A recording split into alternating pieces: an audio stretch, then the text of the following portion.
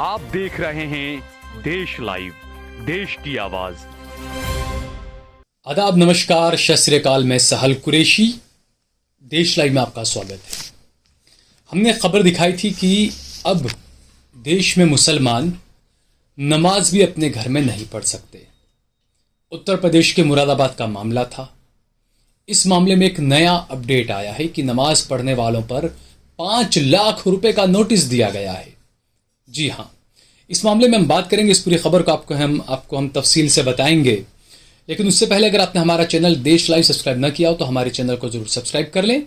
Social media के तमाम platforms पर, फेसबुक पर, ट्विटर पर, इंस्टाग्राम पर भी आप हमारे चैनल को देश लाइव को जरूर सब्सक्राइब करें, फॉलो करें। इसके अलावा आप सहल कुरैशी और सहल कुरैशी ऑफिशियल को भी जरूर फॉलो कीजिएगा।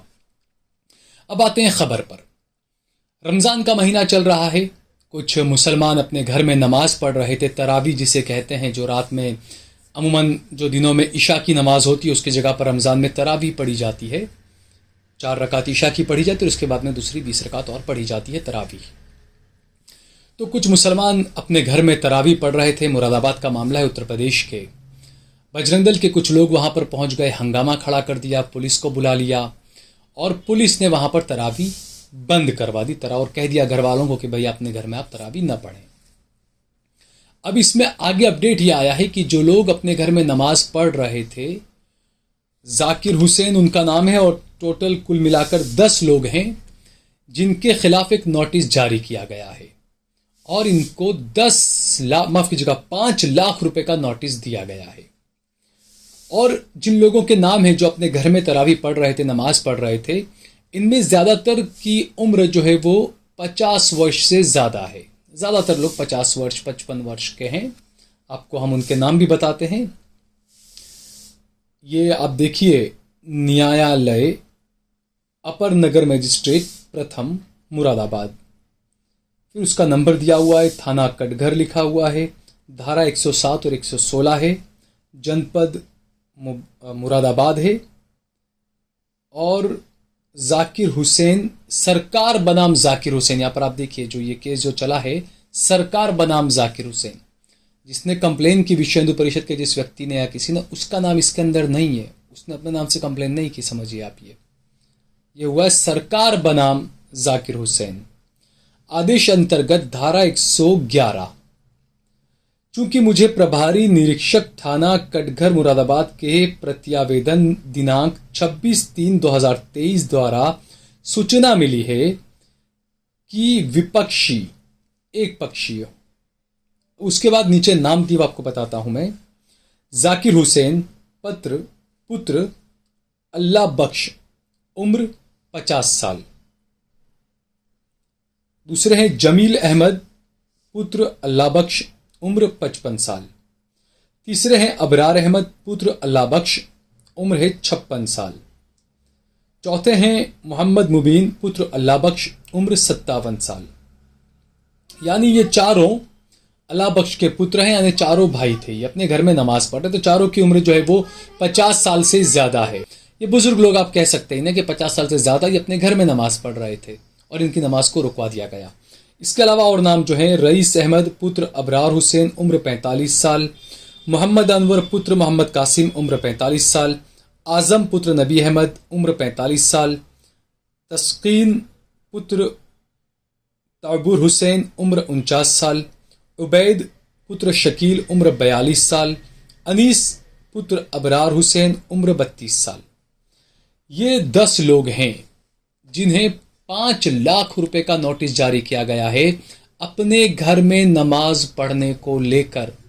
और लिखा क्या गया है, उपरोक्त के मध्य शांति व्यवस्था व रोकथाम, जुर्म, जरायम व जांच अहकामात व चेकिंग संदिग्ध व्यक्ति या वाहन चौकी क्षेत्र लाजपत नगर में मामूर थाना दौराने गश्त जो होती है, गश्त लगा रहे थे पुलिस वाले, जरिए मोबाइल फोन सूचना मिली कि जाकिर हुसैन पुत्र अल्लाह बख्श गोदाम में कुछ लोग तरावी पढ़ रहे थे।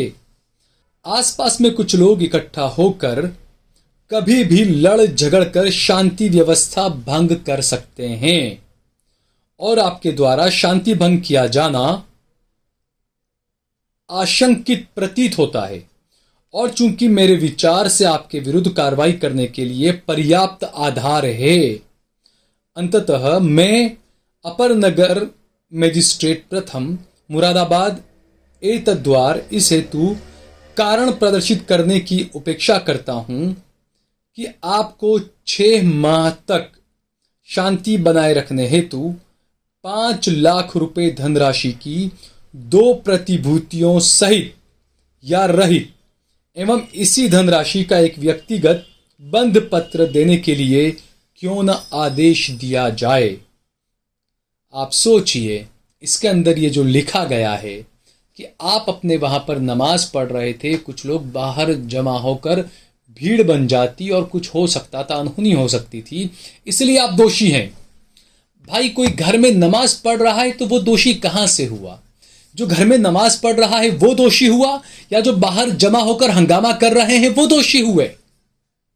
जो लोग नमाज पढ़ रहे थे, जो लोग तरावी पढ़ रहे थे, एसएसपी साहब ने जाकर उनकी तरावी बंद करवा दी और उसके बाद अब खबर आई कि 5 लाख रुपए का उन्हें नोटिस दिया गया है 10 लोगों को और उनसे जवाब तलब दिया गया कि आपने माहौल को खराब करने की कोशिश की, इसलिए 5 लाख रुपए का आपको। आप सोचिए आखिरकार किस देश में जी रहे हैं, किस तरह का माहौल बनाया जा रहा है।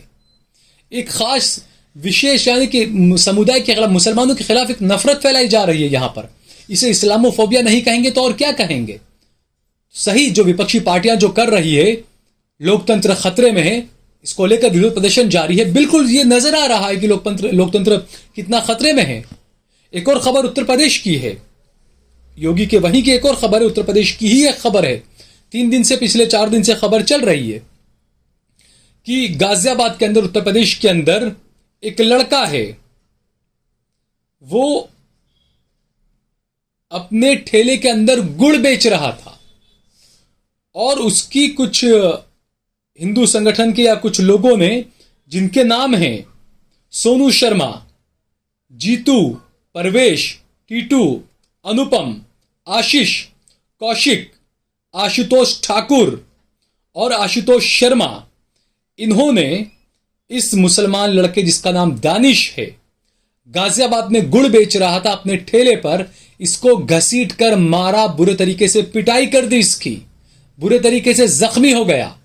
अब इस पर आरोप क्या क्या लगाए? इस पर लगाया कि एनिमल क्रूअल्टी और पता नहीं क्या क्या अलग अलग इस पर आरोप लगा दिए गए और इसको पीटा गया क्योंकि यह मुसलमान था, क्योंकि इसका नाम दानिश था। यह भी गाजियाबाद का मामला है।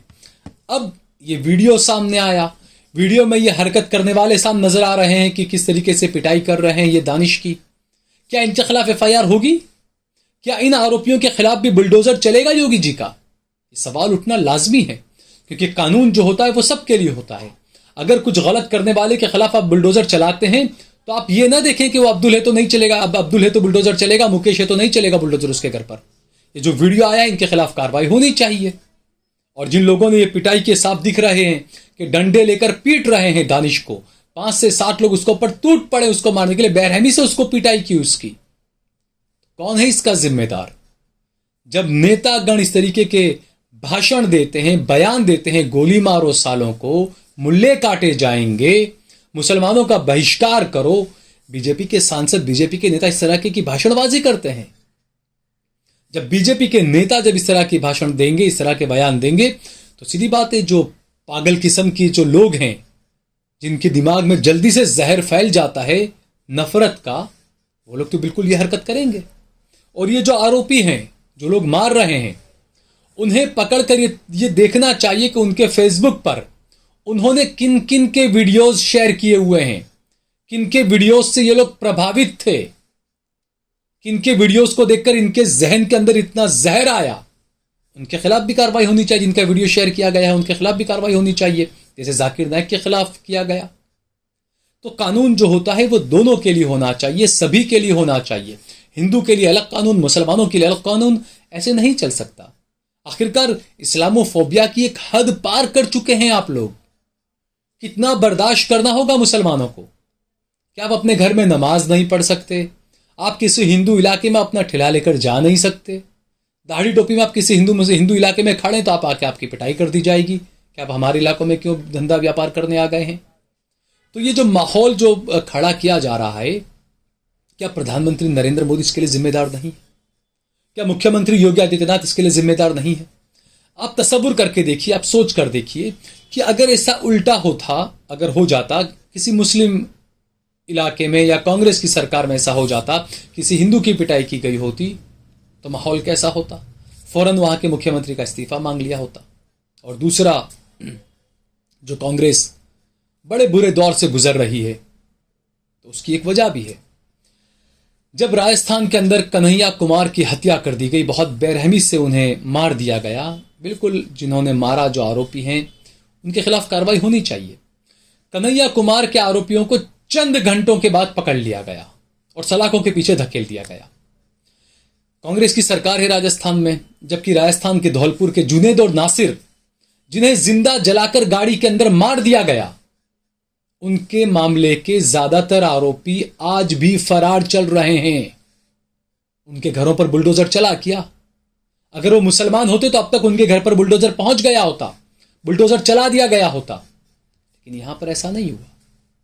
तो कांग्रेस की सरकार से भी सवाल तो उठता है कि आपने हरियाणा की सरकार के साथ में मिलकर, पुलिस के साथ में मिलकर क्या कुछ किया आपने कार्रवाई? अब तक आरोपी फरार क्यों हैं?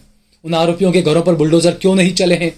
दूसरा, जब कन्हैया कुमार की हत्या हुई तो वहां पर 50 लाख रुपया वहां पर दिया गया उनके घर वालों को मुआवजे के तौर पर। वहां 50 लाख रुपया, क्योंकि उसका नाम कन्हैया है। जबकि जुनैद और नासिर की मौत पर महज 10, 12, 15 लाख रुपया दिया गया। ये किस तरह का कानून है? किस तरह की, आप क्या दिखाना क्या चाहते हैं? यानी आप ये दिखाना चाहते हैं कि अगर मुसलमान है तो उसकी मौत की कीमत 12 लाख रुपया, 15 लाख रुपया है, और अगर हिंदू है तो उसकी मौत की कीमत 50 लाख रुपया आंक रहे हैं आप। ये किस तरफ देश को ले जा रहे हैं? क्या दिखाने की कोशिश कर रहे हैं? क्या यही न्यू इंडिया है? क्या यही मोदी का आइडिया ऑफ इंडिया है? क्या यही आत्मनिर्भर भारत है? क्या यही विश्व गुरु है? ये तमाम चीजें कई सवाल खड़े कर रही है। इस बारे में हम सभी को सोचना चाहिए। अगर आपको ये वीडियो पसंद आया हो तो इस पर ज्यादा से ज्यादा कमेंट करें, लाइक करें, शेयर करें। अगर आपने हमारा चैनल देश लाइव सब्सक्राइब न किया हो तो हमारे चैनल को जरूर सब्सक्राइब करें।